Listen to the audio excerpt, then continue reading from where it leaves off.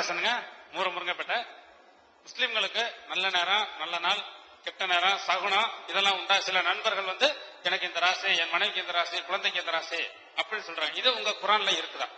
இஸ்லாத்தில் வந்து நல்ல நாள் கெட்ட நாள் என்றெல்லாம் சொல்றாங்களே, அந்த மாதிரி உங்க மதத்தில் இருக்குதா கேட்கிறாரு.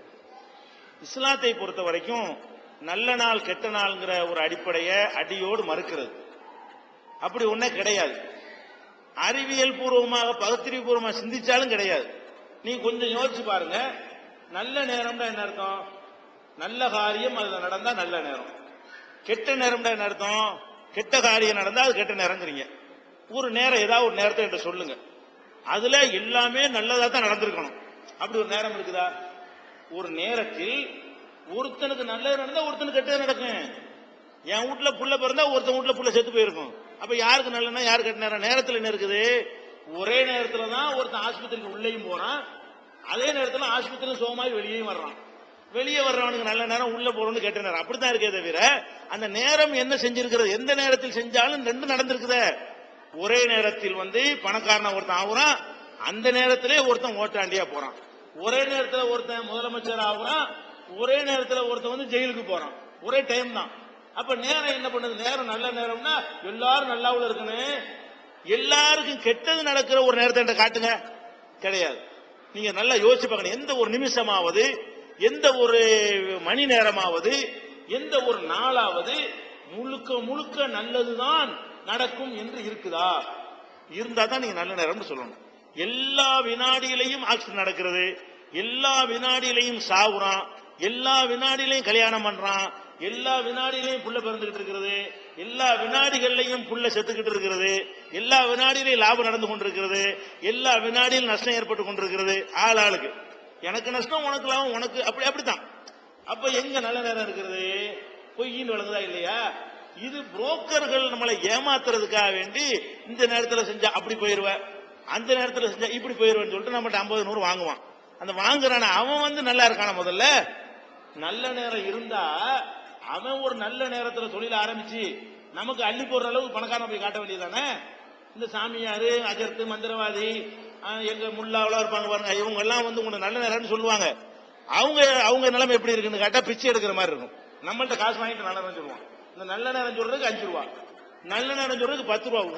உன் நிலைமையே பிச்சை வாங்குற நிலையில் இருக்குது. அப்புறம் என்ன எங்களுக்கு நீ நல்ல நேரம் சொல்ற?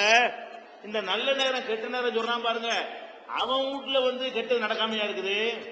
அவ்வளவு வேணாம். நம்ம நாட்டில் உள்ள எல்லாரும் நல்ல நேரம் பார்த்தா கல்யாணம் பண்றாங்களா? அப்ப ஏன் டைவர்ஸ் ஆகுது? எல்லாம் நல்ல நேரம் பார்த்தா கல்யாணம் பண்ணீங்க. நல்ல நேரம் பார்த்து கல்யாணம் பண்ணா பிரச்சனை வரக்கூடாது. பிரச்சனையா வருது. நீங்க நல்ல நேரத்தில் கல்யாணம் பண்ணி கூட பிரச்சனை வந்துகிட்டு தானே இருக்குது. யாரு பார்க்காம இருக்கிறீங்க? அப்ப நல்ல நேரம்னு பார்த்து நடந்தாலும் அதான் நடக்குது, நல்ல நேரம் பார்க்காம நடந்தாலும் அதான் நடக்குது. யார் யாரு சேர்ந்து வாழ்வாங்கன்னு இருக்குது. அப்ப இஸ்லாத்துல என்ன இருக்குன்னா, அவனுக்கு தனித்தனி நல்லது இருக்கே தவிர ஒட்டுமொத்த நல்லது கிடையாது. மழை பெய்யுது, மழை பெய்யுறது வந்து விவசாயிக்கு நல்லது, மழை பெய்யுறது வந்து உப்பு வியாபாரிக்கு கெட்டது. இதான் அது, ஒரே மேட்டர் தான். மழை பெய்யுதுன்னு வைங்களேன், உப்பு வியாபாரி உப்பு குவிச்சு வச்சிருக்கிறான், கரைஞ்சி அரைச்சிட்டு போயிடும், நஷ்டமாகி போயிடும். விவசாயியா இருக்கிறான், அவனுக்கு லாபமா போயிடும். இந்த மாதிரி தான். அப்ப நல்லது கெட்டதுங்கிறது ஆட்களை பொறுத்து மாறுமே தவிர நாட்களை பொறுத்து மாறாது. இதை நம்ம ஒழுங்கா விளங்கிட்டோம், நம்ம ஏமாத்த முடியாது.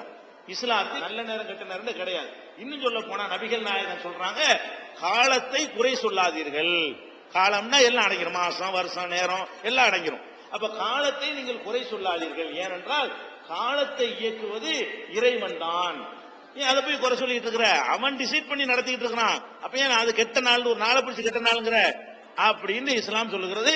இந்த நல்ல நாள் கெட்ட நாள் நம்பிக்கை நம்ம எல்லாரும் விட்டு ஒழிச்சிட்டாலேயே நிறைய ஏமாற்றத்தில் தப்பிச்சுக்கிறோம். எல்லா மதத்துக்காரங்களும், முஸ்லீமுக்கு மட்டும் உள்ளது இல்ல.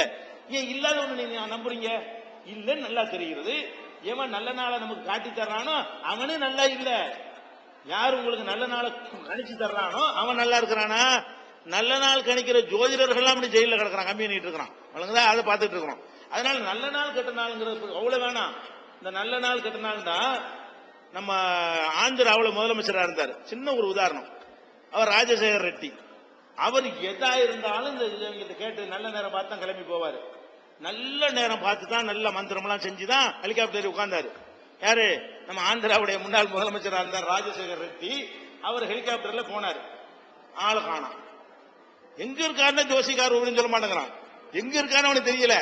கடைசியில ராணுவம் தான் கண்டுபிடிச்சி நொறுங்கி போய் நினைஞ்சாங்க, கூழு மாதிரி அழித்து வந்தாங்க அவரை. நான் என்ன கேட்கிறேன், இவ்வளவு நல்ல நாள் பார்த்து புறப்பட்டு அவர் ஏன் ஹெலிகாப்டர்ல அடிபட்டு போனாரு? நாள் அவர் போகணும்னு அவர் போயிருவாரு. நீ எந்த நாள்ல பார்த்து போனாலும் சரி, பார்க்காம போனாலும் சரி, அவர் மண்டைய போடணும்னா போட்டுருவாரு. அதான் மேட்ரு.